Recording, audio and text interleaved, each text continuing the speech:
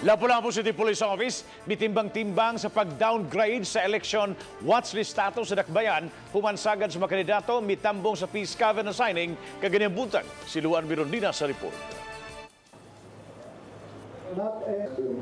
Sa upat ka mga kandidato pagkakongresista sa Lone District sa Dakbayan sa Lapu-Lapu, silang Mayor Paz Radaza o Eugenio Espedido lang ang nakatambong. Samtang sa pagkamayor, present ang tulo sa lima ka mga kandidato nga sila si Jonard Chan, Virgilio Canyo o Rolando Patalinghog.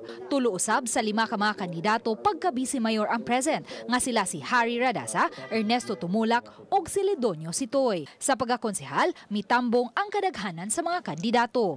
Ang Dakbayan sa Lapu-Lapu lakip sa mga dapit nga nabutang sa orange category sa election watchlist areas o mga dapit nga adunay intense political rivalry ug may presensya sa mga armadong pundok. We are contemplating of downgrading the orange to yellow. Kay especially now majority of our candidates signed their commitment. Makita man akong ilahang sincerity. We have requested higher headquarters, particularly yung headquarters ng Central Command, for augmentation forces.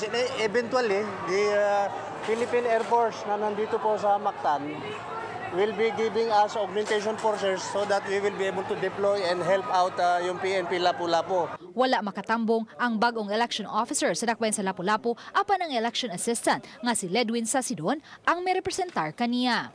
Gipasabot ni Mayor Paz Radaza nga wa makatambong ang iyang bana nga si Boy sa peace covenant signing tungod kay gihilantan kini. Tan man siya anyway, anytime pwede ra siya mo pirma. Samtang parehong misaad sila si Chan ug Radaza sa malinaw pagpangampanya.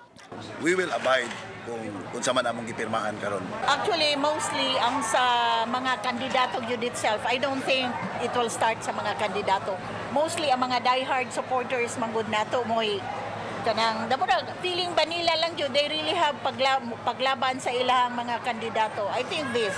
So that's why ang amo ay itutok na mo sa among mga tao.